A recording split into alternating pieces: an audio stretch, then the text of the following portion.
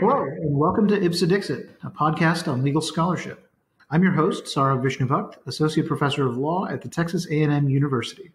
My guest today is Stephanie Plamondon Bair, Associate Professor of Law at Brigham Young University. We'll be discussing her new article, Impoverished IP. Stephanie, welcome to the podcast. Thank you.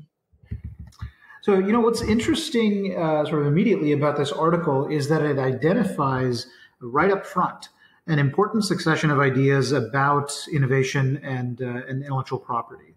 So for a long time, the incentive story of IP, which IP scholars are pretty familiar with, has been concerned mostly with economic efficiency in the traditional sense. And to the extent that distributive justice was part of the conversation, it was mostly to point out shortcomings in participation and representation within IP. And now, more recently, there seems to be some suggestion that IP might promote distributive justice values, especially when it comes to those who live in poverty. And your paper seems to say not so fast. There are some unstated assumptions there. So first off, how would you summarize the major assumption about creativity that you're trying to challenge in the paper? Yeah, so I'll just start by telling you a little bit of the motivation for the paper, because recently there's been some empirical evidence coming out suggesting that people from low-income groups are participating in IP at much lower rates than people from higher income groups. And I am actually very sympathetic to the distributive justice theory or the distributive justice strain in IP scholarship. But seeing this empirical evidence really started getting me thinking about, what is the relationship between poverty and creativity? What's the relationship between poverty and intellectual property participation? And when I started digging into the psychology literature, it did kind of lead me down a path that I hadn't expected to go down. And kind of the main finding from the psychology literature that motivates most of the analysis and discussion in the paper is that the conditions of poverty actually change cognitive processes. They change the way our brains work, the way we think, in ways that I think actually make it much harder to engage in creative thought and creative processes. So I think that has a lot of implications, both for distributive justice theories and for the incentive theories of IP. And we can talk about those implications if you'd like. Yeah, absolutely. So if I have it correct, then the major assumption about creativity, if the idea is that IP is supposed to empower people and help them sort of rise out of poverty, then it sounds like the whole idea might be internally contradictory if, in fact, the creativity necessary to engage meaningfully in the IP system is itself stifled by the conditions of poverty. Yes, exactly. So, a lot of IP and distributive justice scholars kind of see IP as this underused tool for empowering poor populations, right? If we can put more IP in the hands of poor people, IP is economically valuable, it's socially valuable, right? So this could be a way of helping people in disadvantaged situations, help themselves out of those disadvantaged situations.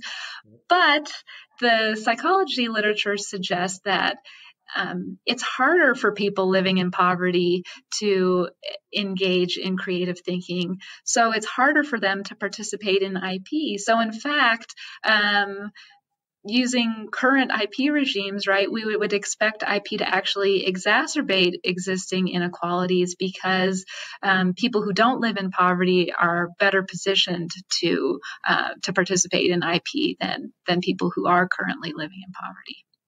Okay, so let's examine some of those findings from the psychology literature. The paper begins with some discussion of how poverty affects decision-making in general, and then creativity in particular. So what are some of those salient findings regarding decision-making in general?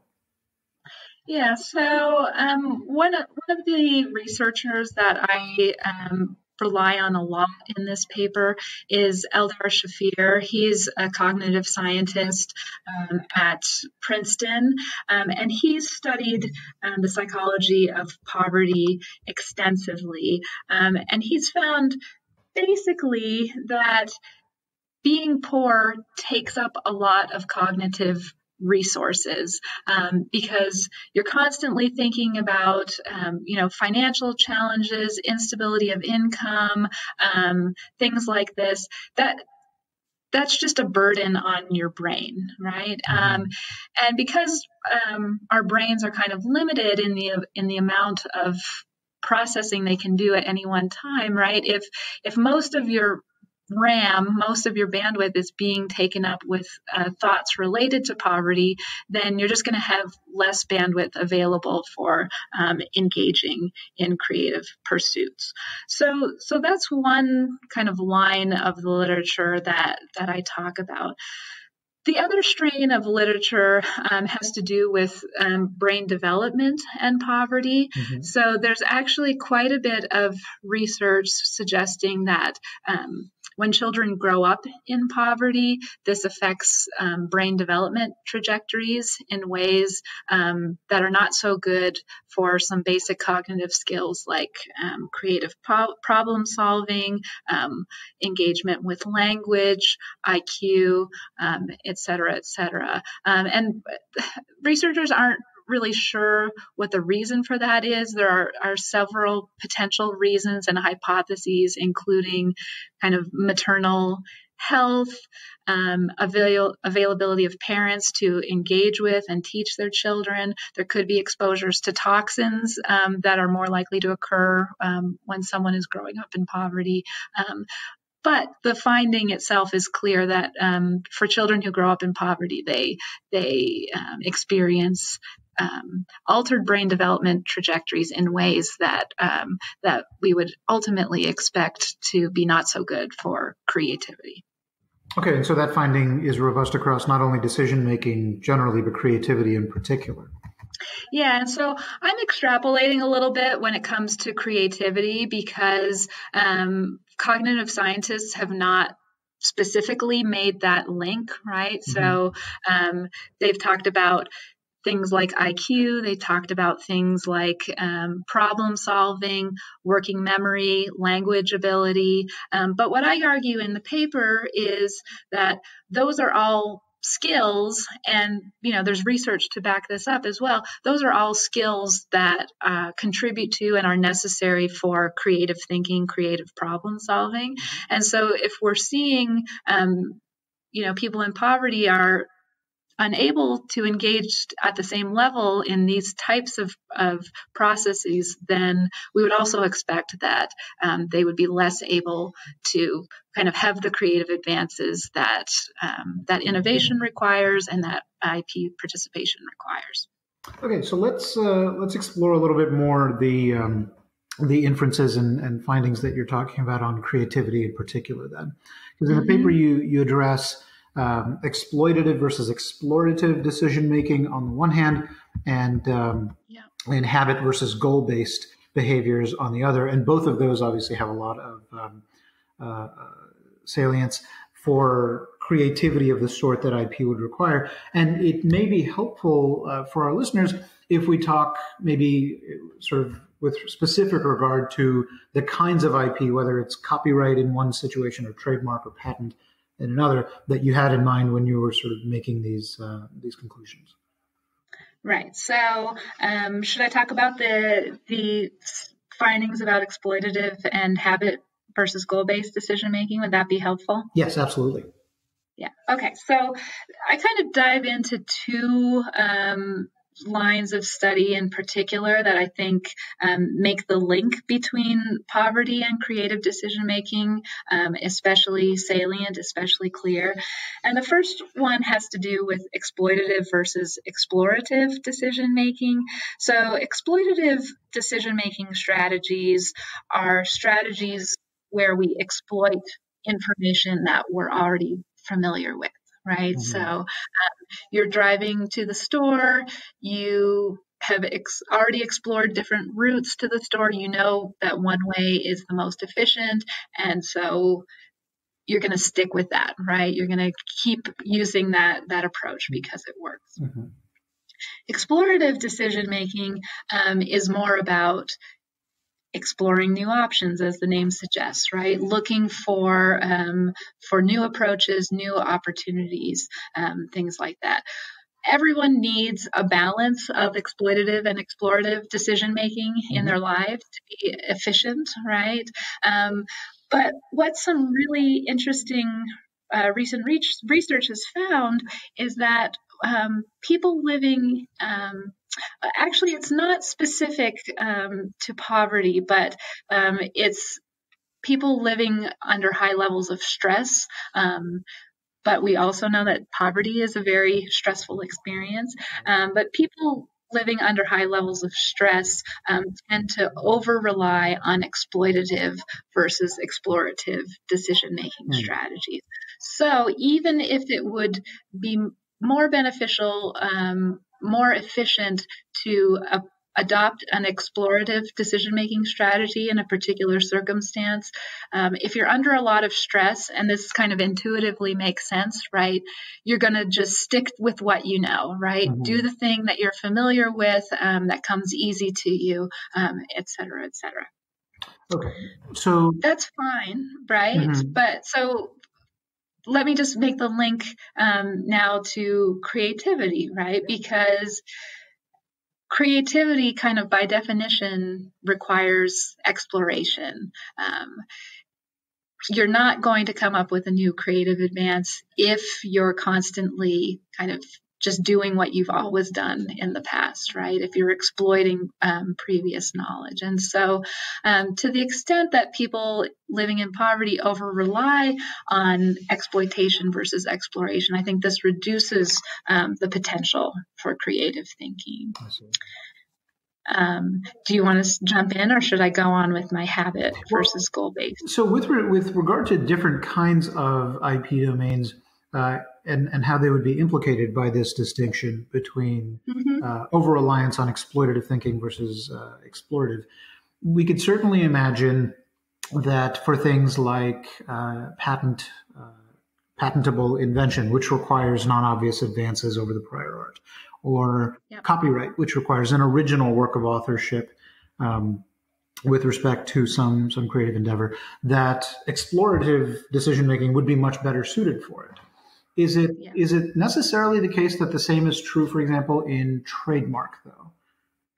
I wrote this paper with copyright and patent specifically in mind. Mm-hmm. I'm not going to go out on a limb and say that this also applies to trademark, but just thinking about it, kind of off the cuff, I would say because the main goal of trademark, right, is to kind of protect goodwill that a business has built up through use of a mark in commerce, right? And it's not so much necessarily about rewarding creativity in the development of marks, for example, that this whole line of reasoning is definitely less applicable to trademark than it is to copyright and patents. Fair enough. Now, with particular regard to patent and copyright, real quick, because I do want to get into the habit versus goal-oriented decisions as well. But copyright, of course, has an important feature, as you know, that patent law doesn't, which is that independent creation in copyright is a defense. So at least to that extent, one could imagine perhaps that doing the same thing, but in your own way and sort of in a way that you're familiar with, rather than what people have necessarily seen before, might be a way to engage in what is creative for copyright purposes, even if not creative necessarily in patent context. Is that a fair distinction to draw, do you think? Maybe, but when you think about what the independent invention defense actually is in copyright, it's that you independently came up with something that someone else had already come up with, right? And I think that's a little bit different from the explorative versus exploitative dichotomy, because when you're relying on exploitative decision-making strategies, you're actually relying on things that you already know about, right? Not that someone else knows or that someone else came up with, but things that you personally already know about, right? And so if you're independently coming up with a poem, say, that someone's already written before, the assumption is that you don't know about that poem, right? And so you are still engaging in exploration, even if that exploration might lead you down exactly the same path that someone else has traveled before. I see. So the distinction, the explorative distinction, still doesn't answer the question of whether you would go down that road in the first place. Right. Okay, that makes sense. Okay, well then let's do turn to habit versus goal-based behaviors, because that's another important strand that I picked up in the paper. Yeah, so actually the main point of the habit versus goal-based finding is very similar to that of the exploitative versus explorative decision-making finding. So just as we can choose to exploit information or explore new options, we can also choose in any circumstance whether we want to rely on habit, right? Routines and processes that are already kind of ingrained in our brains, or whether we want to set a new goal to do something different and new, right? And take steps to achieve that goal, right? And again, both have their place, and an appropriate balance is required for efficient decision making. What the findings I talk about here reveal is that sleep deprivation, which is also empirically linked to poverty, people who are living in poverty have much lower sleep quality than people who are not, tends to lead to an over-reliance on habit-based decision-making versus goal-based decision-making.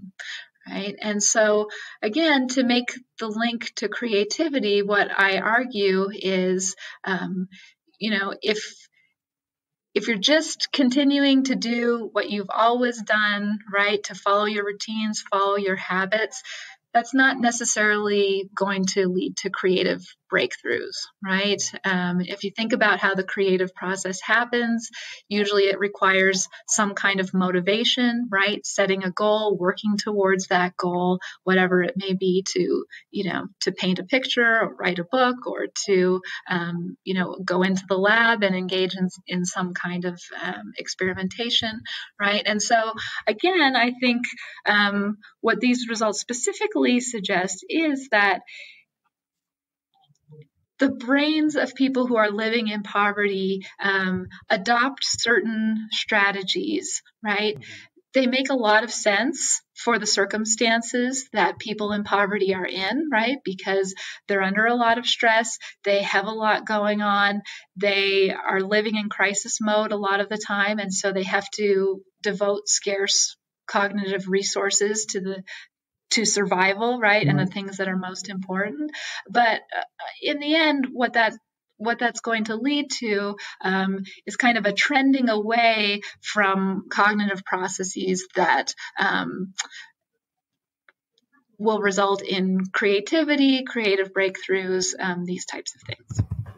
Okay, so with those findings sort of in hand, it seems, certainly the point you made at the outset, which is that proposals to use IP as a lever in policy to improve the station of those in poverty are not necessarily likely to succeed at high rates. But it seems like these findings also go a little further and even explain existing rates of under-participation. Yes.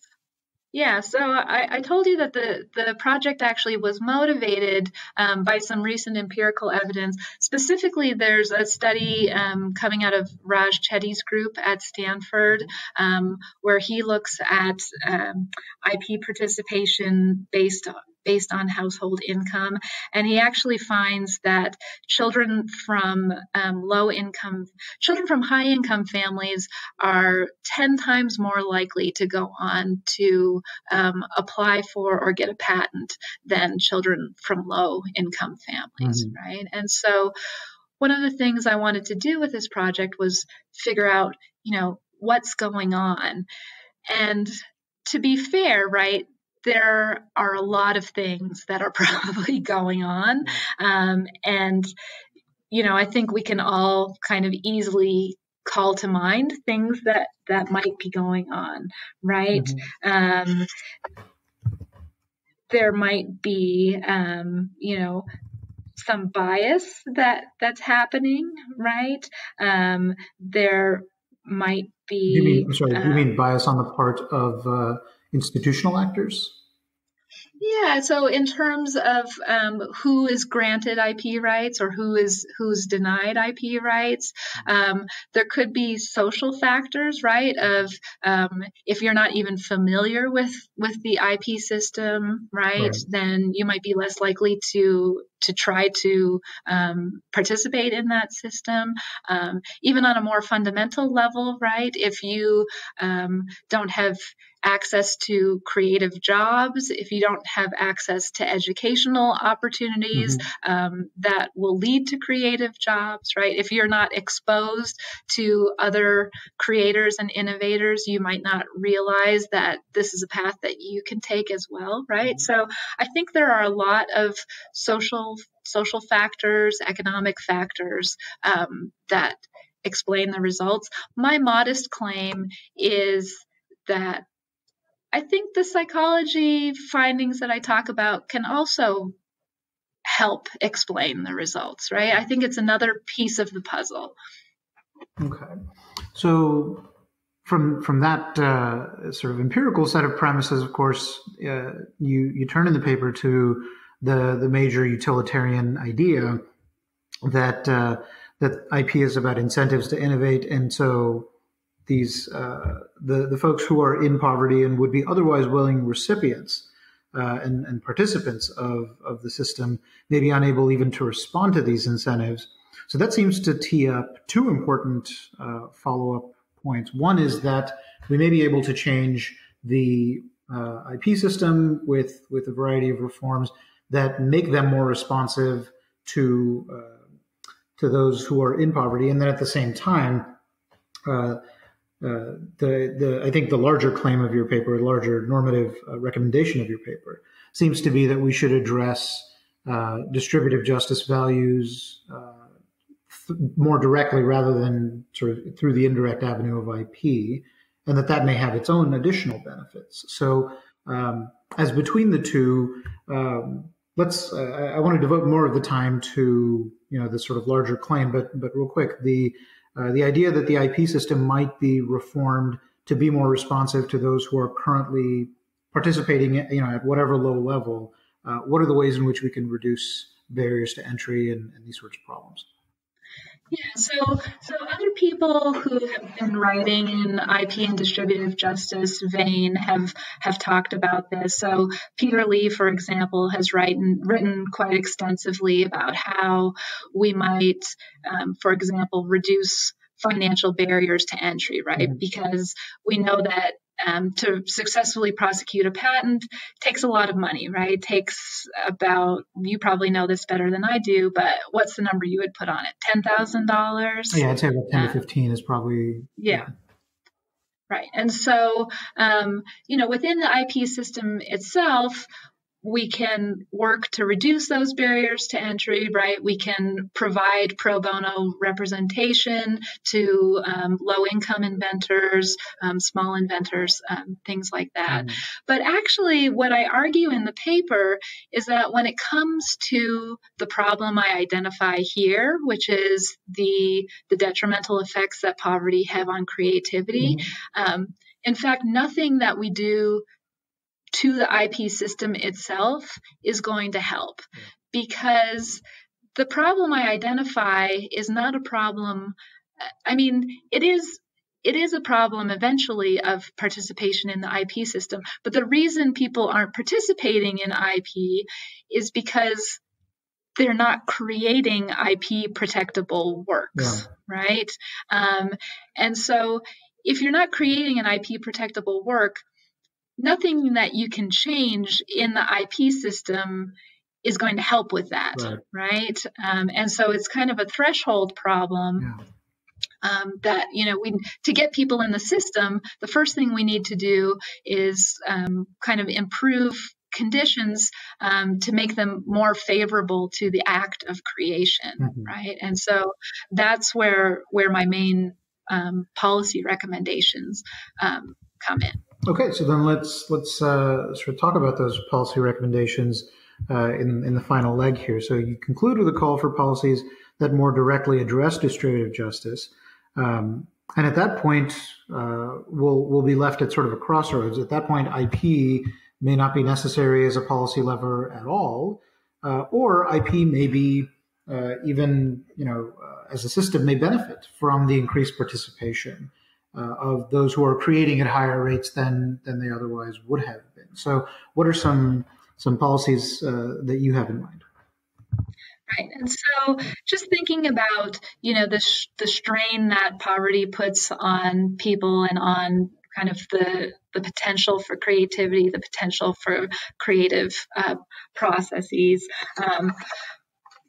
The obvious answer in my mind is if we can ease that strain, right, then we can hopefully expect positive spillover effects on creativity, right? Because if we remove the burden of poverty, then we've also removed the cognitive burden, right? And now you have a whole group of people who are free in the cognitive sense, right, to think more creatively and to get and to start participating in the IP system. And so if you think about just kind of traditional policy recommendations, traditional distributive justice policy recommendations, I mean, one that I talk about in the paper is the idea of a universal basic income, right? And so there's a huge literature on universal basic income. I don't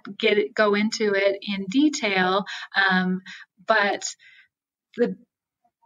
one way that it's been presented or proposed is, right, we give a cash disbursement to every citizen to ensure that every citizen kind of has a baseline of income, right? And if we, depending on how we calculate that, if the cash disbursement is enough, right, to lift people out of poverty and to kind of ease these financial burdens and the cognitive burdens, then we would expect that maybe some of these people would start engaging in more creative behaviors, right? Another recommendation that I talk about in the article is increased access to affordable health services, right? Because healthcare is expensive, and so that adds to the financial burden of people living in impoverished circumstances, kind of independently but relatedly. Just worrying about healthcare and worrying about your health also creates a cognitive burden, right? Being in ill health is probably not so great for creativity, right? If you're in pain, it's probably much less likely that you'll be able to kind of engage in creative pursuits. And, circling back to some of the studies I talked about previously dealing with poverty and brain development, some people have made that the link between altered brain development trajectories and reduced maternal access to healthcare, right? And so if the moms of these children living in poverty have better access to healthcare, right? That could actually have long-term beneficial effects on the brain development of their children, right? And the children's potential to kind of participate in the innovative economy and to participate in IP. So that's kind of the main idea behind those policy recommendations. Okay, and so then turning beyond incentives to reduce that cognitive burden, you also conclude in the paper with some thoughts about how greater participation in the IP system could result simply from having more people engaging in creative acts. But at the same time, and beyond that, obviously, innovation is not it does not consist entirely of intellectual property-oriented activities. There are other policy levers that would also be implicated by this. So, what are some thoughts you have on the non-IP innovation-related benefits from making these policy interventions? Yeah, so I mean, when I started going down this path and thinking about, and I mean, my main thought about incentives with respect to the findings that I discuss here is, look, as IP scholars, we talk a lot about incentives and how can we make incentives just right and tweak them just so, right, so they're providing the right balance. Mm-hmm. I think what we fail to recognize is that there are lots of other things going on in people's lives that may affect, for good or ill, their ability and their desire to respond to those incentives, right? And given the discussion we just had, right, about how just addressing some distributive justice concerns could have positive spillover effects on innovation, that has nothing to do with incentives, right? Mm-hmm. And so for me, that opened the door to, we're always talking about promoting innovation in terms of incentives, right? Whatever those incentives may be, whether they're IP incentives, whether they're tax incentives, whether they're grant incentives, right? Maybe we can start thinking about promoting innovation in more creative ways, right? Where there's not this one-to-one relationship between, okay, you've provided me with an incentive to create, and so I'm going to respond and create something, right? And so just to kind of, brainstorm and think about different potential opportunities, I thought, I was a scientist. I grew up in a regime where you got funding to complete a particular project, right? And that funding kind of acted as an incentive to complete a particular project. Mm-hmm. What if we provided grants or funding that weren't so closely tied to particular projects, right? What if we said, okay, you're an established artist, or you're working in a lab in an R1 institution. Mm-hmm. Here's some money. Have fun, right? And you don't have to explain what you're going to do. You don't have to come back and prove to us later that you actually did it, right?